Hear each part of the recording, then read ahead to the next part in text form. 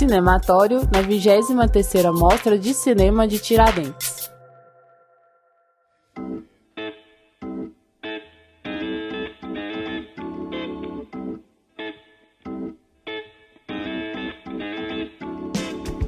Olá pessoal, sejam bem-vindos, sejam bem-vindas à nossa série especial de podcasts da 23ª Mostra de Cinema de Tiradentes. Eu sou Renato Silveira.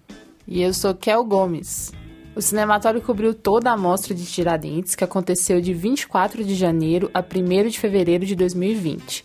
Aqui nos nossos podcasts, nós preparamos episódios sobre cada um dos filmes da Mostra Aurora. Todos estão disponíveis no nosso feed e nas principais plataformas de podcasts. A ideia é que a gente apresente esses filmes para que você que nos escuta possa ter um pouco da experiência que tivemos acompanhando o festival este ano. A Mostra Aurora é dedicada a realizadores com até 3 longas-metragens. E neste episódio nós vamos falar sobre Cadê Edson?, que é justamente o 3º longa da diretora Dácia Ibiapina, e foi filmado em Brasília. Sobre o que é esse filme, Kel? É um filme que vai falar sobre movimentos populares de moradia, né? A procura de moradia, pelo direito de moradia. E basicamente se coloca numa contranarrativa, né? Apresentando imagens e situações que normalmente a mídia tende a pintar essas pessoas como algo de crime, né? Como criminosos e tal.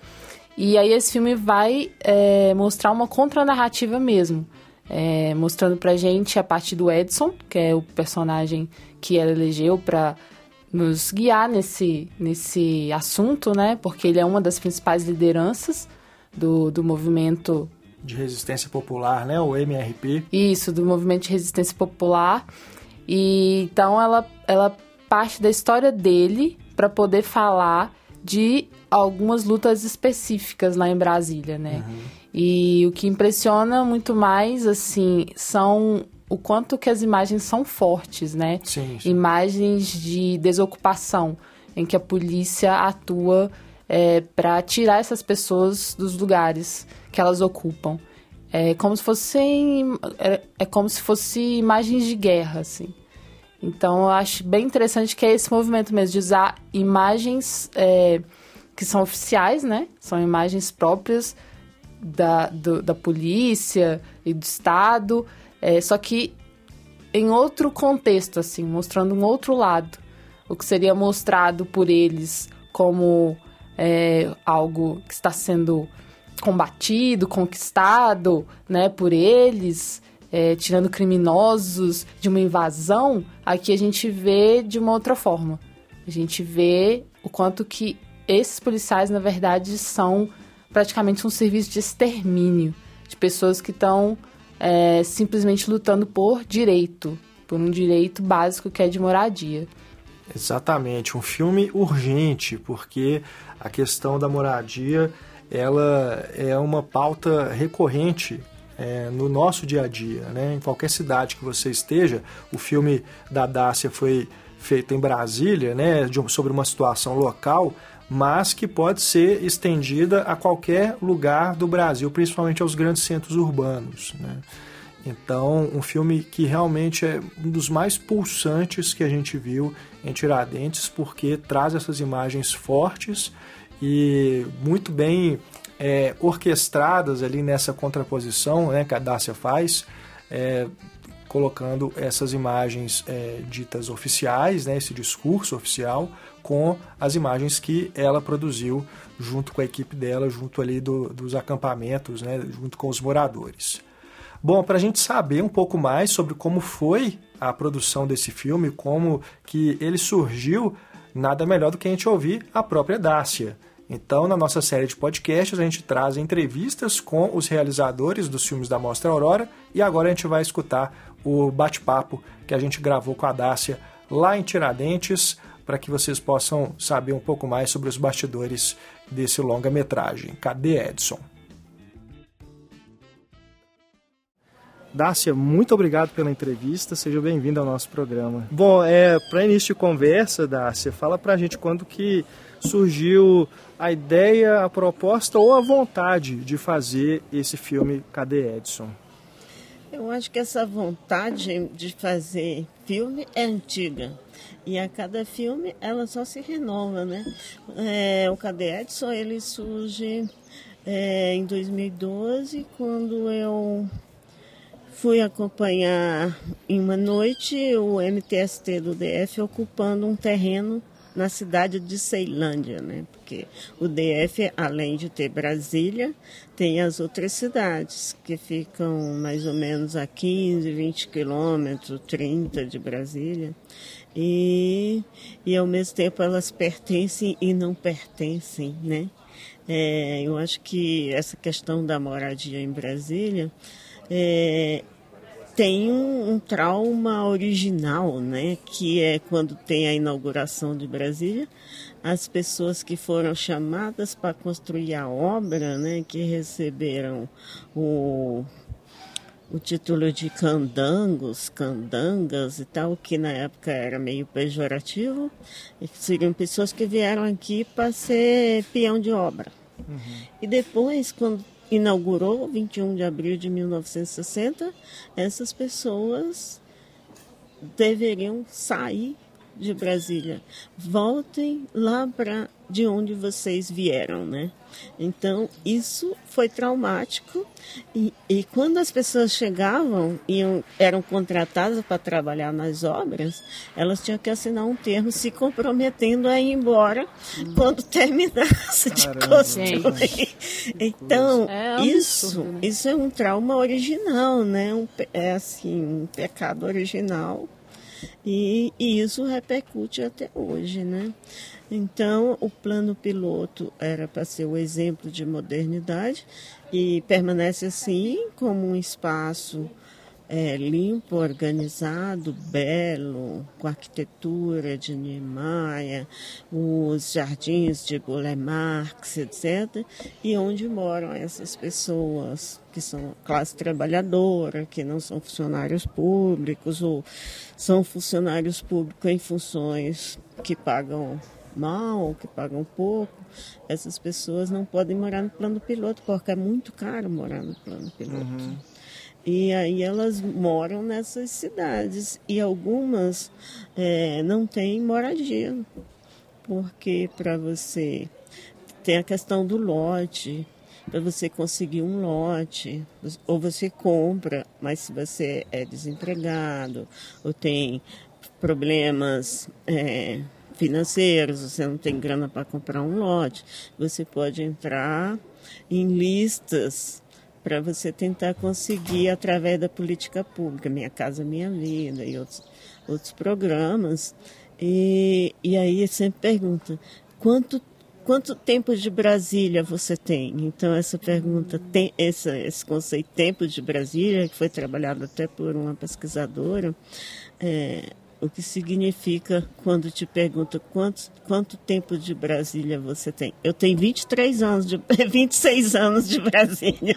Eu sou piauiense e moro em Brasília há 26 anos, como parte desse tempo como professora da Universidade de Brasília, do curso de cinema, depois curso de audiovisual, Faculdade de Comunicação da UNB. Agora estou recém-aposentada, fiquei com medo da reforma da Previdência e falou, pronto, vou me aposentar. Eu já tenho tempo de Brasília, já tenho tempo de trabalho, já tenho idade, então me aposentei. Mas enfim, isso é só para dizer que meu desejo de fazer esse filme tem muito... não é uma questão simples, é uma questão um pouco complexa também. E é um desejo de morar que todo mundo tem e alguns conseguem e outros não. E esses que não conseguem, eles lutam para conseguir. Acho que é isso. Isso me move. Porque quando eu penso numa família que não tem onde morar, eu penso que é um...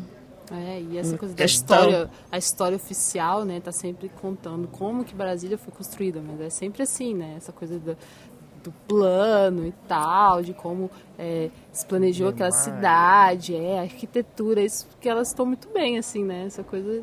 Agora, e quem estava trabalhando lá, né? Sim. Como é que foi não recebido, como que foi expulso desse projeto, enfim, acho bem importante mesmo a gente voltar a essas questões que são, como você falou, tipo, originais, assim, são traumas originais. E com essa história tão complexa, assim, como que você transformou o filme, sabe, ao longo do processo dele, para tentar dar conta dessa complexidade toda, assim.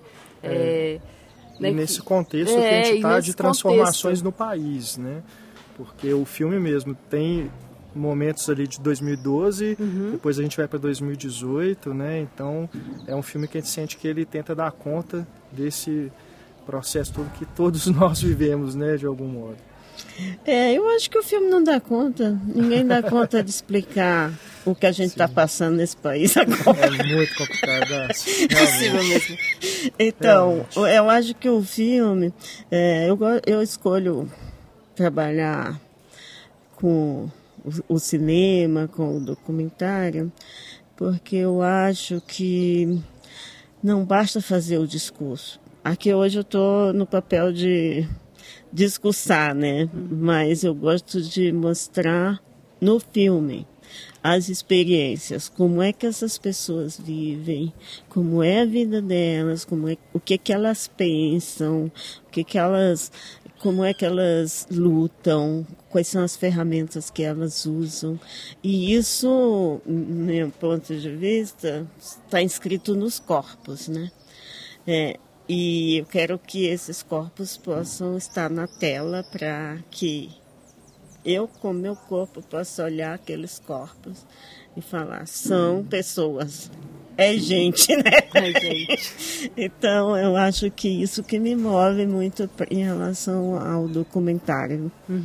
E eu acho que o filme não dá conta, mas ele toca o espectador. Eu vi ontem, foi uma estreia linda, assim. Sim. A sala não estava lotada, choveu muito, era um horário de 6 horas da tarde. Não estava lotada, mas tinha muita gente. E as pessoas se tocaram, e as pessoas interagiram com o filme. No final, elas aplaudiram. E muitas depois me disseram, obrigada, eu estava precisando de um filme assim e tal. E isso nos contempla muito. Eu queria falar também do Edson, né? Quem é Edson? Vocês sabem? A próxima pergunta era exatamente essa, né? Já que você estava falando dessa coisa das pessoas, né? Que afinal de contas, o que mais importa, assim. Porque se constrói toda uma narrativa de colocar essas pessoas num outro lugar, né? Como se não fossem pessoas, né? Como se fossem igual o próprio, como que ele estava falando, quando aquela imagem de colocar uma bandeira, sabe, deles colocando uma bandeira, aquilo para mim foi tão forte, assim, de como se eles fossem de um outro lugar, né? E eles estão conquistando um território que não seria deles, assim. Então eu achei sabe, isso muito forte no filme mesmo, é a gente entender que, poxa, eles estão no território deles, sim, eles são como a gente, poxa. E aí eu queria que você comentasse, como que você chegou até o Edson, como você conheceu ele? Então, eu conheci ele na ocupação de 2012 em Ceilândia, que chama Novo Pinheirinho. A primeira parte do filme é tipo uma etnografia dessa ocupação. E fiquei fascinada e comecei a ir acompanhando a trajetória dele, né? E não só dele, ao acompanhar a trajetória dele, se acompanha os movimentos aos quais ele está vinculado, né? Primeiro o MTST, depois o MRP. Eu conheci ele assim. E eu acho que o título Cadê Edson tem a ver com, primeiro, que ele às vezes tem que se esconder porque ele se sente ameaçado, e porque ele é ameaçado mesmo, porque no Brasil é assim, a terra é sempre uma questão muito forte. A terra é poder, né? Quem está muito ameaçado agora são os indígenas, né? Nesse novo governo. E é uma questão de terra. Então, ainda é uma questão de terra. E no Distrito Federal, tudo é uma questão de terra. A especulação imobiliária lá é um negócio incrível, assim. E quando surge um movimento que ocupa um terreno que está ocioso lá, para tentar ser assentado ali, ou para tentar que surja uma solução da parte dos governos para que eles possam ter onde morar, isso ameaça a especulação imobiliária. Os grileiros, os grandes empresários da construção civil, essa coisa de construir Brasília, esse é outro lado da história de Brasília. A construção civil lá manda. É muito poder que eles têm, né? Não vale a pena nomear aqui, mas são grandes empresários e que têm uma influência na política muito forte, né? Essas construtoras estiveram em vários momentos envolvidas com questões de corrupção, né? Várias questões assim. Então, aí eu acho que o Edson pensa assim, eu penso também que todo mundo tem direito a um pedaço de terra, uma casa, um apartamento, algum lugar onde possa se sentir em casa, se sentir abrigado para poder sair para trabalhar, para poder estudar, para poder, sei lá, fazer arte, fazer filme. Claro. Pra ser, né? Ser um sujeito, assim. Sim. E Dácia, você trabalha no filme com material heterogêneo, né? Imagens de diversas fontes, e muitas vezes uma servindo de contraposição à outra, né? A imagem que você fez nos acampamentos, junto com o pessoal das ocupações, se contrapondo a essas imagens oficiais, né? Como é que é articular essas imagens para você? Essa questão de contrapor o discurso oficial, e eu juntaria também o discurso midiático, sim. E a um outro discurso que poderia ser dos próprios militantes dos movimentos sociais, das famílias. Isso existe um discurso e, por incrível que pareça, é um discurso muito articulado. As pessoas olham para uma ocupação e falam: esse pessoal já está aí de novo para incomodar, como se eles não tivessem, primeiro, o direito de existir, e segundo, como se eles não tivessem um pensamento político, uma visão de mundo construída na base da experiência, que às vezes é muito rica. É surpreendente o discurso político do Edson, é uma coisa muito avançada. Isso que ele diz ali. Então, eles ocuparam um prédio, que isso é uma parte do filme, eles ocuparam um prédio abandonado há muito tempo, no setor toleiro norte de Brasília, no centro, no lugar do poder, ao lado da Torre de TV, que é um ícone de Brasília. Tinha esse prédio lá, que foi um hotel famosíssimo. O pai morreu, os filhos... Virou uma briga entre os filhos, o que fazer com aquele lugar. Uma parte queria vender e outra parte queria reformar. Então, ficou isso lá, desocupado. Aí tinha uma certa movimentação ali envolvendo venda de drogas, etc. Pessoas que ficavam por ali e tal. Aí o pessoal do MRP resolveu ocupar esse prédio por uma necessidade. Eles foram desocupados porque as pessoas não pensam nisso. Tem que tirar esse povo daqui. Mas quando tira o povo daqui, devia dizer, tem que botar eles em tal lugar. Só que não, só tiram. Para onde eles vão? A ocupação do Torre... A ocupação do Torre Palace foi isso. Eles foram desocupados de um local e eles ficaram na rua e eles pensaram, vamos ocupar aquele prédio, e ocuparam, né? E aí eles Aí as pessoas se deram conta. Não, mas esse pessoal não pode ficar aqui. Aqui é o centro, aqui é o setor hoteleiro norte. Aqui vêm os turistas, aqui nos hotéis aqui se hospedam as autoridades, não sei o que lá. Então aquela coisa, você não pode ficar, pobre não pode ficar perto de rico. Porque o rico vê o pobre como uma pessoa que representa uma ameaça, um perigo.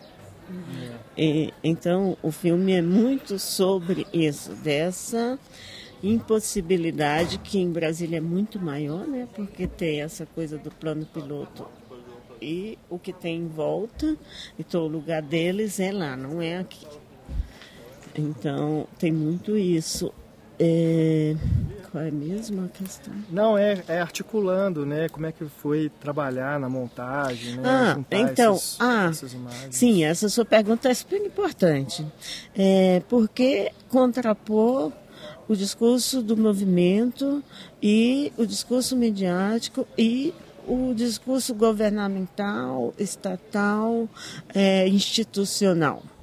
É porque eu acho que esses discursos são muito diferentes. E aí o discurso midiático, ele acolhe muito bem o discurso institucional, o discurso do Estado, mas não acolhe o discurso dos que estão, dos sem-teto, dos militantes, das famílias. E, muitas vezes, o discurso do Estado vai no sentido de dizer: não, eles têm que sair daí mesmo, aí não é o lugar deles, eles não são donos disso aí, isso aí tem dono, uma hora é área pública, outra hora é propriedade privada, como no caso desse hotel. Então, eu gosto de trabalhar dialeticamente. Eu acho que o conflito faz parte.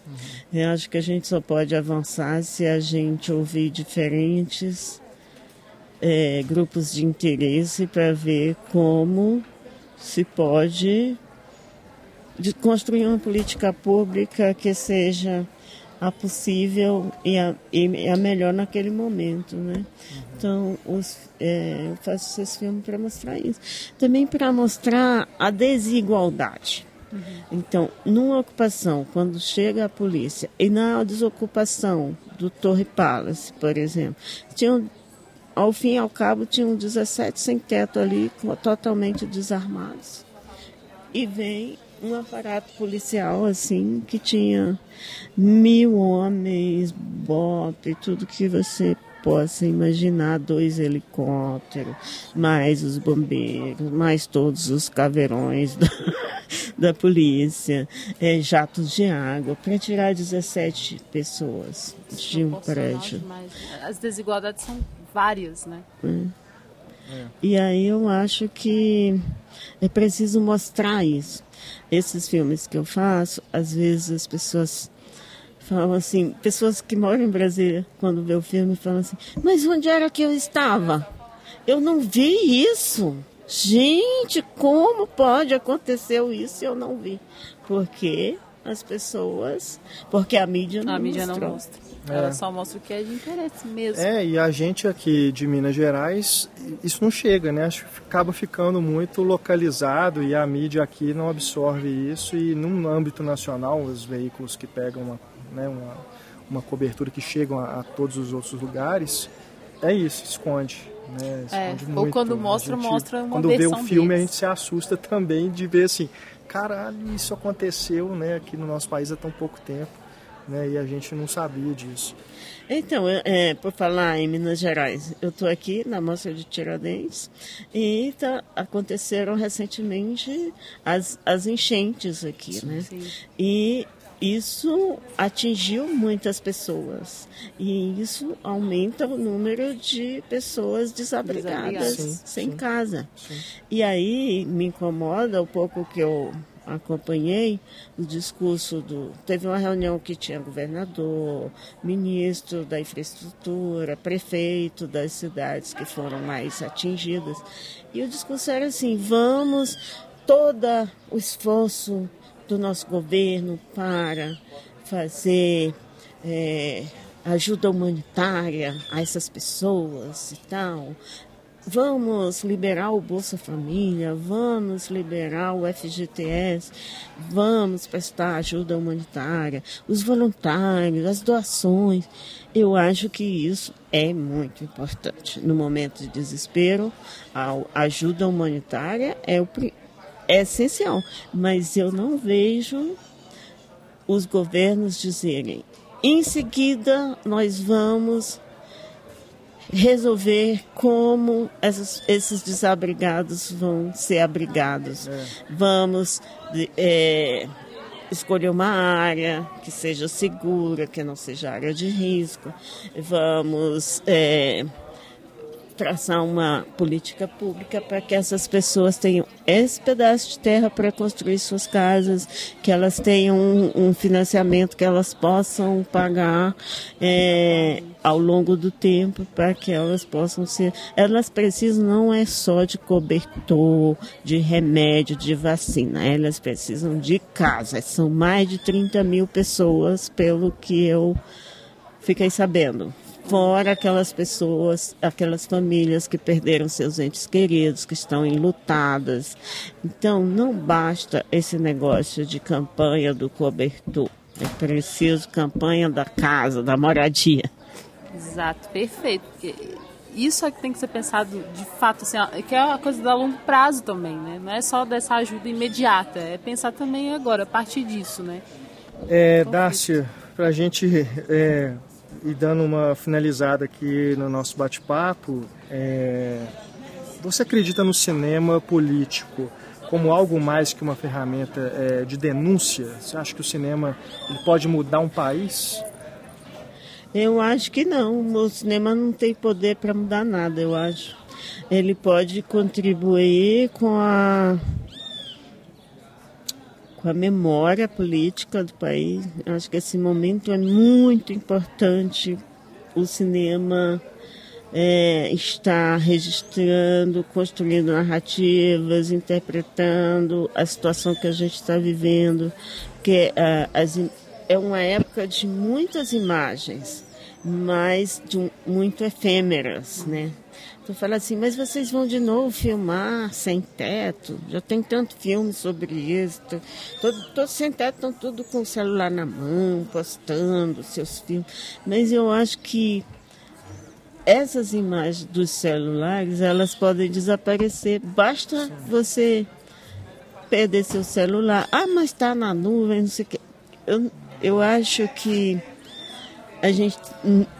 precisa pensar seriamente como vai ser trabalhada a memória dessa época que nós vivemos, das câmeras de segurança, dos celulares, né? Será que a gente vai ser uma geração que vai ter uma memória como tiveram outras gerações? Por exemplo, hoje... muita gente não se lembra, nem sabe, nasceu depois, mas não sabe como foi a ditadura militar. Então, eu acho que ter essa memória, ela ser trabalhada nas escolas, na rádio, na TV, nos podcasts, eu acho que é importante. Eu acho que é hora de filmar, não é a hora de ficar com esse discurso de vítima. Oh, meu Deus, não tem política pública, não vamos filmar. Vamos filmar, gente. Com certeza. Né? É uma missão. Na missão com o Cadu.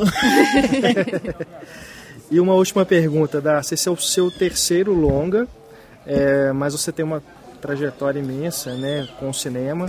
Como que é estar com seu filme em competição aqui em Tiradentes, junto a outras e outros realizadores que estão começando suas carreiras? Eu acho isso tão lindo, porque eu tem umas pessoas muito jovens estreando seus filmes aqui. Eu já estou com o terceiro. No próximo, eu não posso mais passar filme na Mostra Aurora, mas eu posso passar nas Mostra Panorama, Mostra Olhos Livres, outras mostras aí.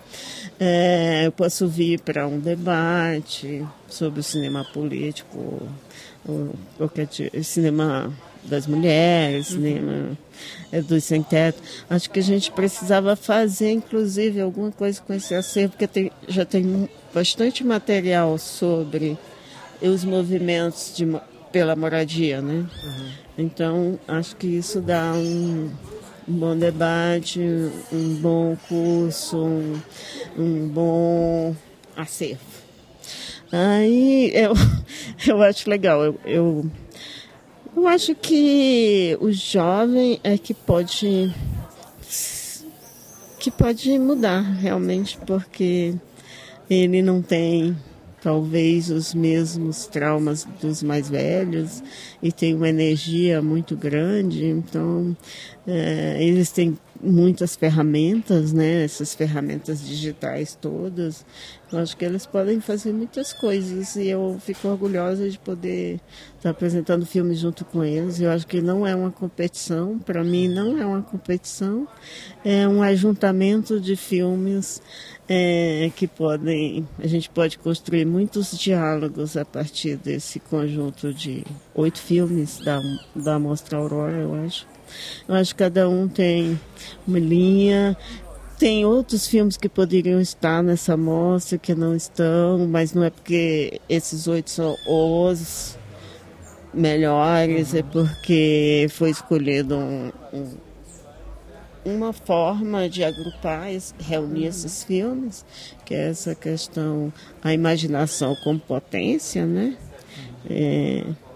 Então, acho que eu não estou aqui para competir. Eu estou numa mostra linda, maravilhosa, e isso é o mais importante. O importante não é o meu filme é o melhor.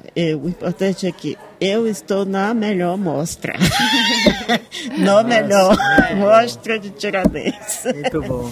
Dácia, muito, muito obrigado pela entrevista, parabéns pelo filme e a gente deseja aí muito sucesso com os próximos projetos, que a gente possa ver mais filmes da Dácia aqui em Tiradentes ou em outros festivais. Eu que agradeço a oportunidade. Tá aí então o nosso bate-papo com a Dácia Ibiapina, uma cineasta que é o primeiro contato pessoal, né, que a gente tem com ela, a primeira vez que a gente pôde conversar com ela assim, tete a tete, e a gente comentava, né, que é lá durante a mostra, o quanto que a Dácia lembra a Agnès Varda, né? Porque lembra demais. a Dácia, ela dos realizadores que estavam em competição na mostra, ela era mais velha, né? E ela já tem aí uma trajetória bem longa no cinema, apesar de estar apenas no terceiro longa. Mas ela é uma veterana, né? Uma pessoa que tem uma experiência aí muito grande com a sétima arte, se não dirigindo os longas, mas ensinando, porque, como ela disse na entrevista, ela é professora, pesquisadora, então uma pessoa que todos têm uma admiração muito grande pelo conhecimento que ela tem, né? Então, a gente... como a Varda também fazia documentários, né? E também era assim, um pouco mais baixo, com o cabelo curtinho, né? Então lembrava muito assim a Varda. A aparência física mesmo, lembra assim. Fiquei imaginando ela com o cabelinho da Varda, ia ficar igual. E de uma generosidade também, sim, né? Sim. Equivalente, né? E um humor também. O humor também, né? Sem dúvida. Foi muito legal ter conversado, conhecido a Dácia lá. E, bom, falando agora do filme, como a gente tem feito nos outros episódios da série da Mostra Aurora, eu queria saber, Kel, primeiro de você, algo que mais chamou sua atenção em Cadê Edson? Como eu disse no início, com certeza foram as imagens dos policiais arrancando essas pessoas a qualquer custo, de qualquer jeito, ali de um dos prédios ocupados. Isso para mim foi muito forte. porque havia crianças, haviam mulheres e, independente disso, assim, haviam seres humanos sendo tratados como bicho, pior do que bicho, sendo tratado como, sei lá, como algo que tem que ser eliminado, sabe? E em um prédio que tá sem uso, né?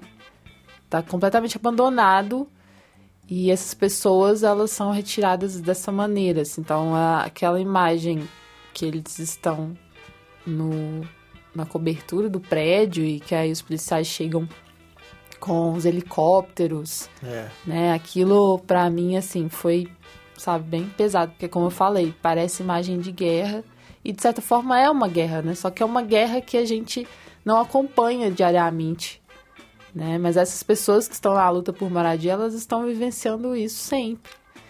E, além disso, eu acho que é o aspecto humano, assim, de trazer as pessoas do movimento para falarem, para contarem suas histórias, né? Para falar do seu cotidiano. E eu acho que esses filmes são muito importantes, mesmo. Sim. Deviam ser vistos por mais pessoas, assim, para acabar com tanta estigmatização do movimento. Assim, eu concordo demais com o que você falou, Kel, e foi um dos meus filmes favoritos da Mostra Aurora este ano, que foi uma seleção muito boa, né? Uma boa safra, uma boa seleção mesmo. E, olha, assim, falando um pouco mais assim da forma do filme, o que eu gostei muito foi justamente da montagem, né? Se tivesse um prêmio de melhor montagem na Mostra de Tiradentes, teria que ir para esse filme. Porque justamente trabalhando na contraposição do discurso oficial com o discurso midiático e mostrando com as imagens que a Dacia fez, né, as imagens reais, vamos dizer assim, né, o que de fato acontece nos acampamentos, quem são essas pessoas, a gente tem um